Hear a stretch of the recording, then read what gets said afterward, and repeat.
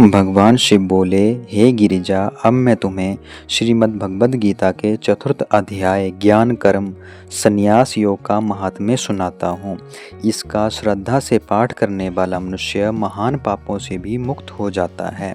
पार्वती ने पूछा, हे महादेव, इसकी कथा क्या है? कृपया करके विस्तार से कहिए।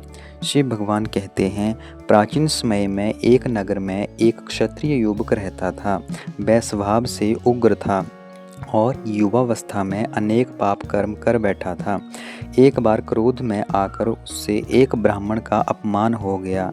इस कारण वह अपराध बोध और भय से भर गया। पाप के डर से वह घर छोड़कर वन में भटकने लगा।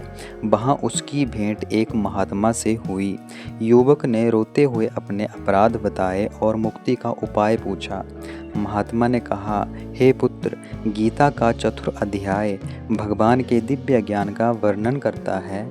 इसमें बताया गया है कि ज्ञान रूपी अग्नि सभी कर्मों को भस्म कर देती है। तुम श्रद्धा से इसका नित्य पाठ करो। युवक ने वही किया। प्रतिदिन स्नान करके शुद्ध मन से चतुर्थ अध्याय का पाठ करने लगा। इस भाव को हृदय में धारण किया। धीरे धीरे उसका चित्त शांत हो गया और भीतर सच्चा वैराग्य जाग उठा। कुछ वर्षों में वह साधु स्वभाव का हो गया। सेवा, दया और सत्य उसके जीवन का आधार बन गया। मृत्यु के समय जब उसका अंत समय आया, यमदूत उसे लेने पहुँचे, पर उसी क्षण दिव्य तेज से युक्त विष्णु दूत वहाँ प्रकट हुए। उन्होंने कहा, इसने श्रद्धा से गीता के चतुर्थ अध्याय का पाठ किया है। ज्ञान की अग्नि ने इसके पाप जला दिए हैं। ये जब पवित्र हो चुका है।